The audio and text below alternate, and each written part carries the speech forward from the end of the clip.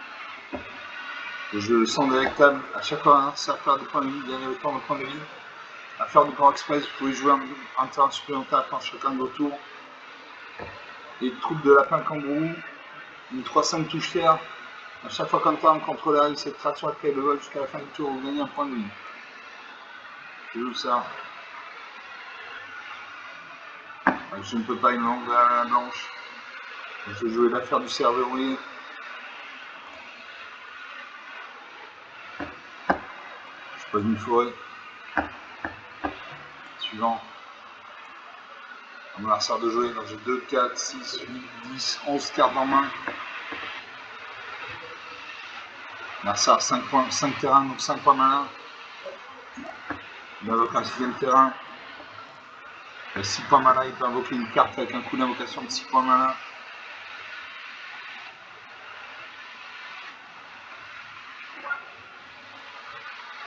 Il réfléchit. Lance sa moelle. Résolution. Il a surveillé la carte au-dessus de sa bibliothèque. Passe attaquant. Est-ce que je perds des points de vie? Je perds des points de vie, moins 8.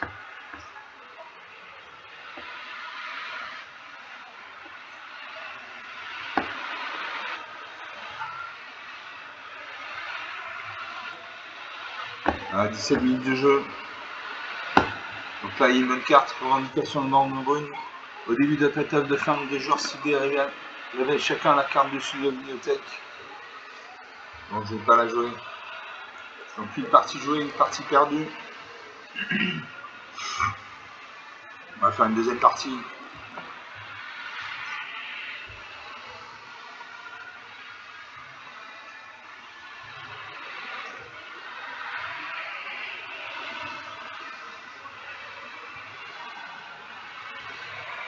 Le jeu est lent. Le jeu est lent. On attend le serveur.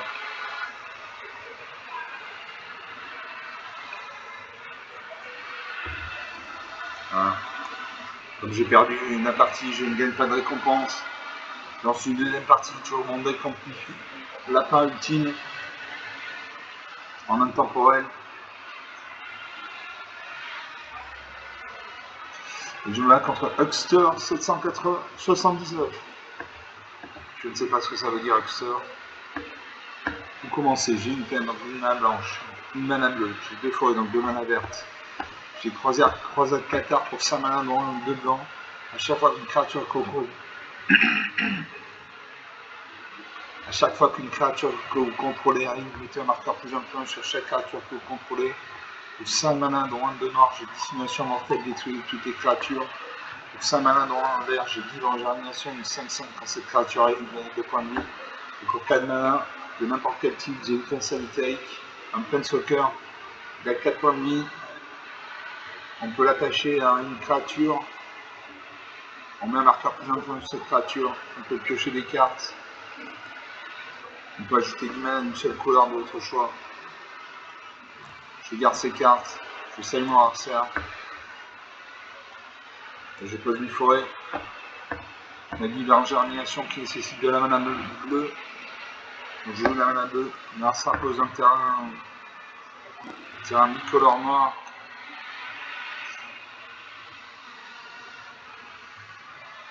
Donc je pose une deuxième forêt. Je joue la Giga en germination en hyperespace. Je gagne 3 points de vie. Je gagne 2 points de vie.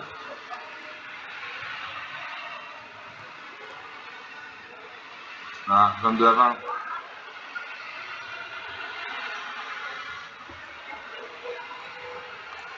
Alors ça invoque le sanctuaire des crocs de pierre. Au début de votre première phase principale, chaque adversaire par X points de vie gagne X points de vie, c'est en nombre de cartes que contrôler. Je pose une île. 21 partout. Alors ça pose une île. Un deck noir, blanc, bleu. Moi, Je ne peux pas jouer mes créatures et me manque de la main. Ça invoque le Rondaine de la Rage Infinie. Au début d'entretien, le Rondaine de la Rage Infinie inflige à n'importe quel sinon, sur également de reliquaires pour contrôler. Il a 2 reliquaires, donc il fait 2 points de dégâts à chaque tour. Il invoque le Chroniqueur de l'adoration humain. Quand cette créature est limitée dans votre main, une carte de reliquaire aléatoire parmi les 7 cartes dessus de la bibliothèque. C'est pas une montagne. Que je l'étincelle éthérique. Donc pour l'instant, je n'ai pas de créature sur en bataille. Je vais faire gagner un point de vie quand même. Je confirme 0. Non, ça m'invoque. Il fait des points de dégâts. Cible mon adversaire, ici mon Pensoccer, 15 à 25, 10 points d'écart. Il invoque Goshintai de la source de ligne, 3-4. Envoyé sur le champ de bataille, une carte dans le champ principal et puis le cimetière. Il invoque à moi. Je ne peux toujours pas jouer mes cartes. Le nom de la mana. J'ai activé le pincel éthérique. Je fais gagner un point de vie.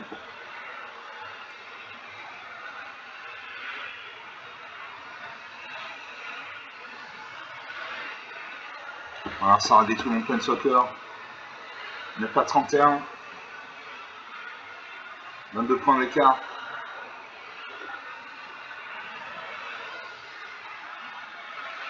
« 9 à 31.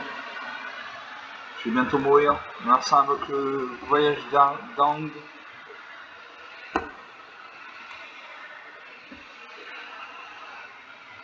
Pose une plaine.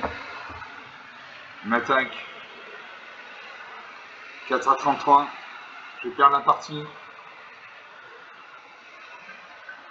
Je vais perdre la partie. Je meule des cartes. Je ne peux toujours pas jouer mes cartes. Je manque de mana. Et là, il finit. Voilà. Moins 2 à 33, 35 points d'écart. 23 minutes de jeu depuis le début de cette vidéo. Bon, il a eu de la mana. Il a eu 2 sanctuaires. Donc le sanctuaire des crocs de pierre, au début de la première phase principale, chaque adversaire par expérience de vie gagne expérience de vie, c'est en nombre de reliquaires contrôlés. Il y avait 1, 2, 3, 4, 5, 6. Il y avait 6 reliquaires. Donc il m'a fini grâce à son sanctuaire des crocs de pierre. Et grâce aussi à l'ondaine de la rage infinie. Au début de notre entretien, le Rondaine de la Rage Infinie inflige à n'importe quel cible, bien sûr également de reliquaires que vous contrôlez. Bon. Donc sur 2 parties jouées, la première on oublie puisqu'il y a eu un bug. On va considérer qu'on a fait une seule partie, donc sur une partie jouée, une partie perdue.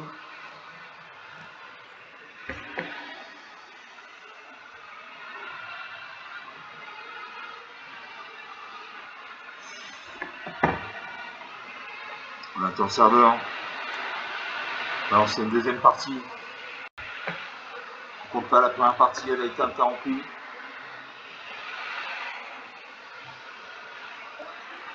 Encore une belle illustration de Magic. On est dans les montagnes là. On est dans le Seigneur des Anneaux. Ça me fait penser au Seigneur des Anneaux, ce paysage.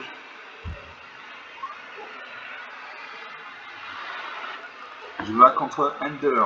Enchanté, moi c'est Lanniway, monde de choc en français, votre arme de serviteur. Allez, je commence avec 3 terrains la machine. Je commence avec 3 terrains. Je commence avec 3 terrains. Je commence avec 3 terrains. Merci la machine. J'ai une plaine avec une mana blanche, j'ai un arrive, un aura. J'ai une montagne avec une mana rouge. J'ai une ligne de combat pour 2 mains, dont un blanc. Soit crée un jeton de créature de blanc chevalier, soit une créature ciblée gagne plus 0 plus tâche à la fin du tour. Soit détruire une créature ciblée de force supérieure à 4, soit vous gagnez 4 points de vie. Pour 4 mains en blanc, j'ai Chevalier Ardux sous Oiseau Brèche, une B2. Cette créature arrive avec un marqueur +1/+1 sur elle pour chaque autre créature et ou artefact que vous contrôlez. Pour 1 point de mana, j'ai le sentier sucré. Quand cet artefact arrive, vous regardez 2. Et pour 2 points de mana, sacrifiez cet artefact, vous gagnez 3 points de vie, vous piocher une carte. Et pour 4 mana, j'ai l'étincelle éthérique qu'on a eu à la partie précédente. Je garde ces cartes. Je salue mon lanceur. Non, ça réfléchit. Je pose une plaine, j'ai les cartes blanches, je joue la main blanche. J'invoque le sentier sucré, je regarde les 2 cartes au-dessus de ma bibliothèque.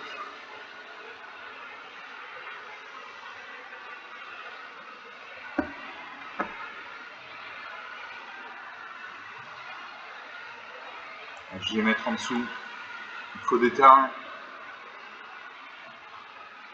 Il faut des terrains, il faut de la mana. Alors ça représente terrain engagé bleu, vert, bleu, rouge. Donc il a un deck monochrome, au moins monochrome bleu, rouge. Je peux sacrifier le sentier sucré. Je gagne 3 points de vie, je pioche une carte. J'espère que c'est une carte de terrain. C'est une carte de terrain, très bien. J'ai 3 terrains en attente. Alors ça prend un terrain incolore. J'invoque l'OVNI de Koyoka, une 0-4 vol. Vous pouvez mettre sur le champ de bataille une carte de terrain de votre main. Jusqu'à la fin du tour, la force de base de cette créature devient égale au nombre de villes que vous contrôlez. Ah moi, je peux poser n'importe quel type de carte. Alors, je pose une île.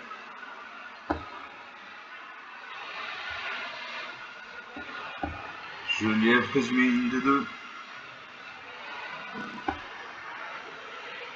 Je ne fais pas de jeton lapinou parce qu'il n'y avait pas de lièvre présumé sur le champ de bataille lorsque j'ai invoqué mon lièvre présumé. On a resserre de jouer. Dans un terrain bleu.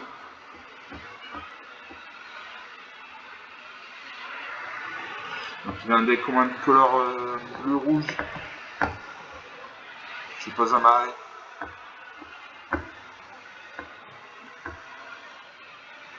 Je joue la chevalière ouvreuse de brèche. Une de 2, cette créature avec un marqueur plus un sur elle pour chaque autre créature artefact contrôlée. J'ai invoqué la piqûre royale. La force en dehors de la piqûre royale sur chaque île également ne part non terrain contrôlé. Donc c'est une de 2.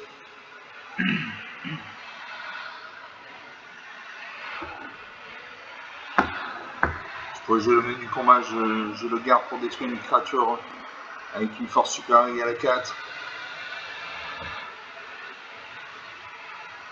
Je n'attaque pas, en face c'est une 0-4. Si j'attaque, non je n'attaque pas, j'ai qu'une seule créature active. Si j'attaque, il bloque les 16-0-4, donc ça ne sert à rien.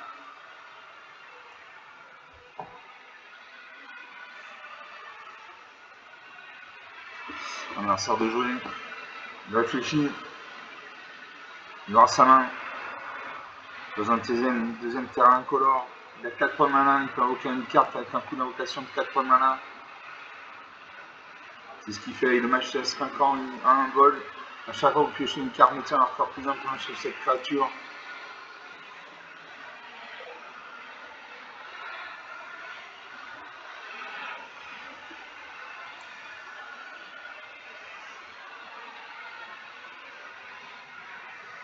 Donc on a sort de jouer. À moi de jouer.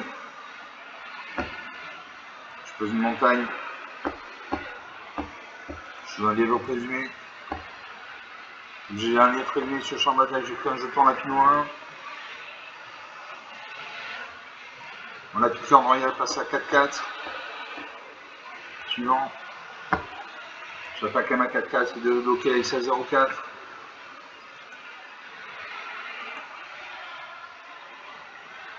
Non, il ne bloque pas. 23 à 16, 7 points d'écart.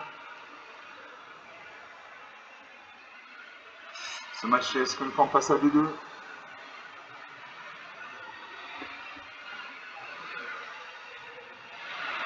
Alors ça reverse sa main, il fait un liseré blanc autour des cartes, comme ça reverse sa main. Il fait un cryo briseur. La création enchantée gagne -5, -0. Quand la création enchantée devient engagée ou subit des blessures, détruisez-la. C'est du -24.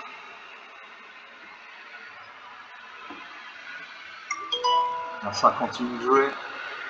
Il va passer un 4, piocher 2 cartes.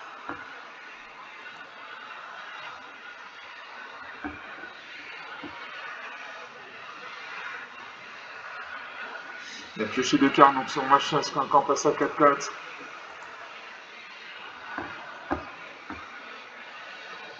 Il gagne un point de vie. Et là je joue le menu du combat. Je détruis sa 4-4. Détruire une créature sous des forces supérieures égales à 4.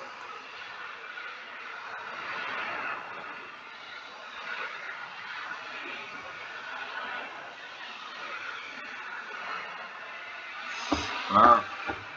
Je devrais détruire ça 4-4. J'espère que le jeu ne plante pas.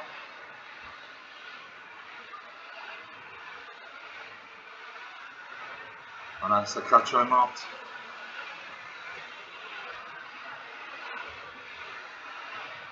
Donc il a un mur. Un mur, c'est une créature qui a 0 en force et 100 en lance. Dans le cas de son ennemi, le Koyoka, il a 0 en force et 4 en lance. Alors ça réfléchit, il va avoir 100 cartes non engagé, il peut invoquer une créature, une carte avec un coup de mana d'allocation de 1 point de mana. Le jeu est lent.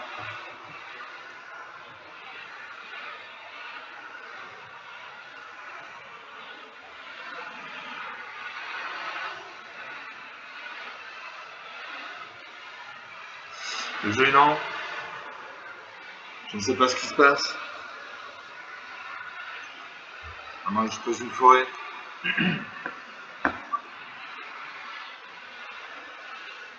Je joue la chevalaise ou garde de brèche. Cette créature avec un marqueur plus important sur elle pour chaque autre créature artefact contrôlée. J'ai 4 créatures, donc ma créature va être une 6-6.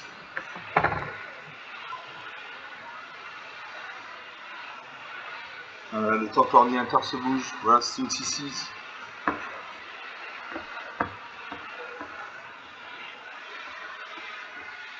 J'attaque mes 3 créatures, il ne peut en bloquer qu'une seule.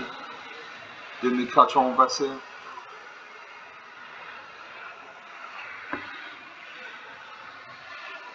Voilà, il bloque une de 2 avec sa 0-4.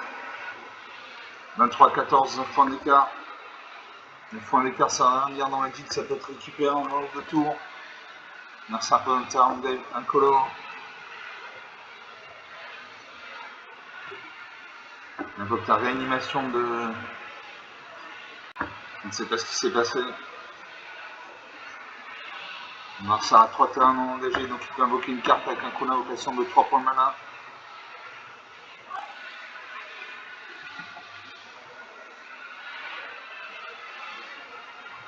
Là c'est tout. Moi je peux jouer l'étincelle éthérique.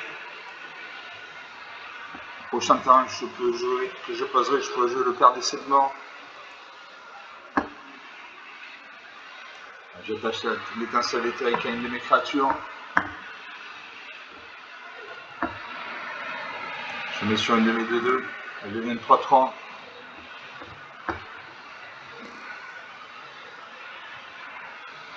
Le jeu est lent.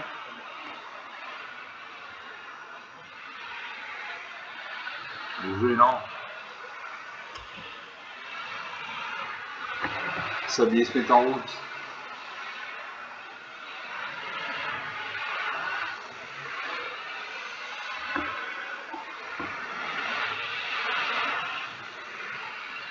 Voilà.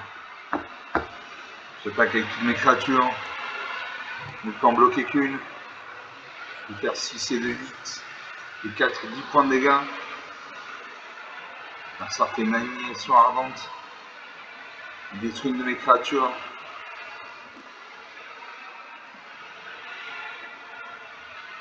Il bloque ma 2-2 avec sa 0-4. Moi j'aurais bloqué ma 6-6. 23-7.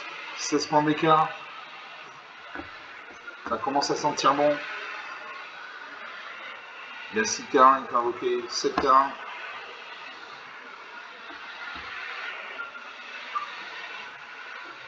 Il peut invoquer une grosse créature là.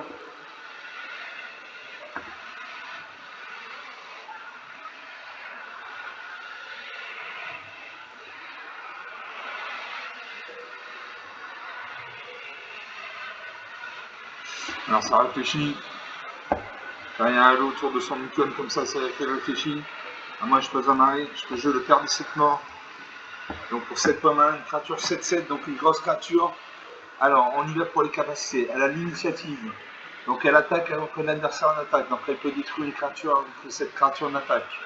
Elle a l'alliance, donc elle ne s'engage pas quand elle attaque, donc elle peut attaquer et bloquer au même tour. Elle a la menace, donc elle ne peut être bloquée que par au minimum 2 créatures. Elle a le piétinement, donc elle fait son surplus de blessures à mon adversaire. Elle a la portée, donc elle peut se battre contre les créatures qui ont le vol. Elle a le lien de vie, donc à chaque fois qu'elle fait X points de dégâts, mon adversaire, je gagne X points de vie. Donc une très bonne carte. Très très bonne carte. Autant que l'ordinateur opère. Alors ça revers sa main. Peut-être qu'il va faire un contre-sort. Fait un contre-sort. Il détruit ma créature. Dommage. J'attaque mes 3 créatures. Il ne peut en bloquer qu'une. Il doit bloquer ma 6-6. Il réfléchit. Avec l'exil. Je joue mon. L'exil, ma chevalière ouvreuse de brèche. 23-6. Je réinvoque la chevalière luxe ouvreuse de brèche. C'est une 4-4.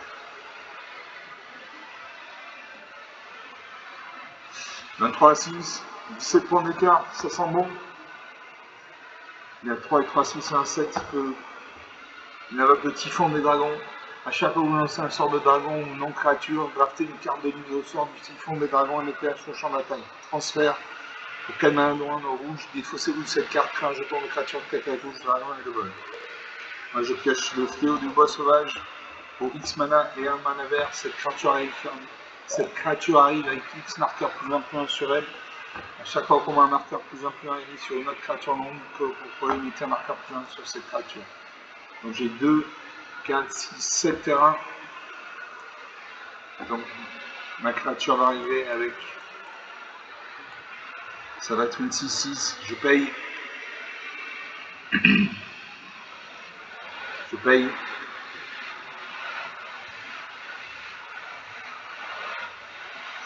Tant que l'ordinateur procède. Il est lent aujourd'hui, je ne sais pas pourquoi. Voilà. J'attaque mes 3 créatures actives. Il doit bloquer ma 4-4 avec sa 0-4 s'il est intelligent.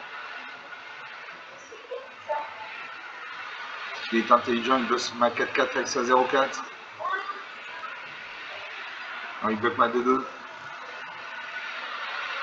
23-1, 22 points d'écart, c'est très très très difficile pour eux de revenir, voire quasiment impossible.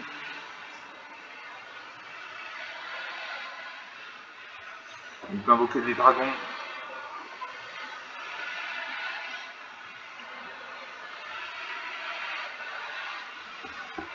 Il peut invoquer un dragon. Il réfléchit. Il va avoir sa main, un lisse blanc autour des cartes, comme ça va être qu'il va avoir sa main.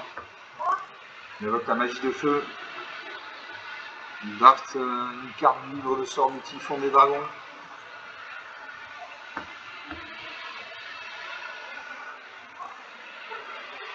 Donc il invoque une 4-4. Il a détruit 2 de mes créatures. Il réfléchit. Le sablier se met en route. Il a 2 sabliers de réserve, donc il a 1 minute 30 de réflexion. Sinon il passe le tour.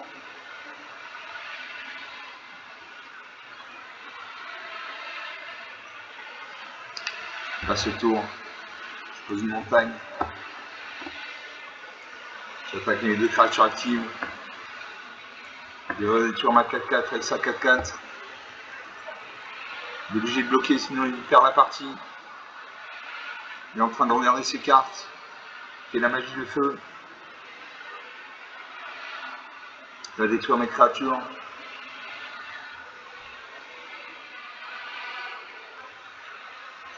Donc, il va invoquer un nouveau dragon. Voilà, une 3-3.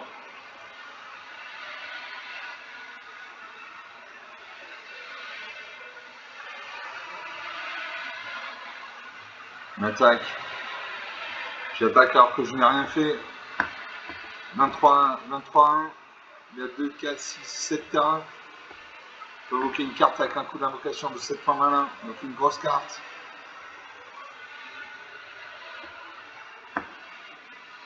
Il réfléchit.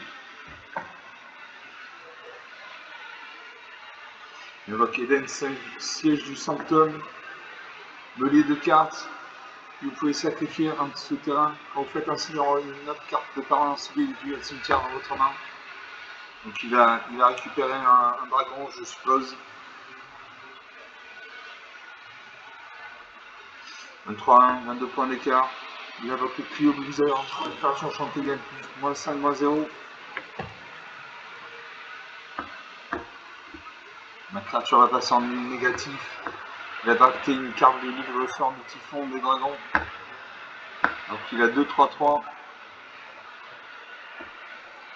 Une attaque 20. J'ai un aggro présumé. Parce que j'attaque un -1/4. De toute façon, ma créature meurt. Donc il a 2 créatures volantes, donc il va me faire 6 points de dégâts à chaque tour. Je n'ai ni le ni à portée, il invoque ni musette. Il va acheter un autre œil de sort. La partie prend un autre tour. Il reprend la main. Cette partie est très intéressante. Il y a du suspense.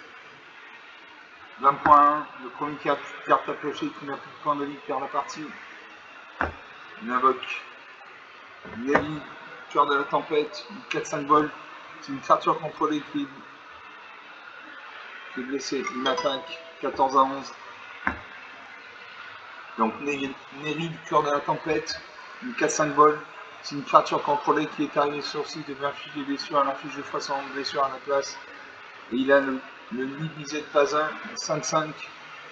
À chaque fois que vous piochez une carte, lit visette inflige une blessure à n'importe quelle cible. À chaque fois qu'un joueur lance un sort d'éphémère ou de rituel, vous piochez une carte. Je pioche la croisée d'Odric. La force en lance de la croisée d'Odric sur chacune des au nombre de créatures contrôlées. Donc c'est une de 2. Voilà. Je n'attaque pas parce qu'il a une 5-5 et une 4-5 qui détruit ma créature. Par contre, il va me faut faire 3 et 3, 6 et 9, 15 points de dégâts. Donc je vais mourir. Voilà. Je meurs à ce tour-ci, je n'ai ni le ni la portée. 13-1, il va gagner la partie. Il gagne un point de vie, 13-2. Allez, attaque.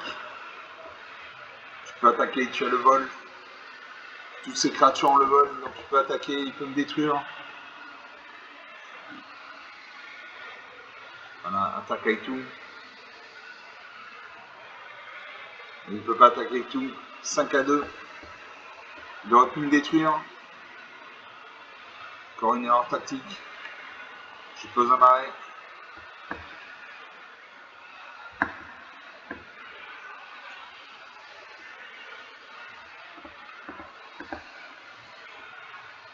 Il y a une 3-3 et une 4-5, donc je ne peux pas attaquer sinon il détruire mes créatures.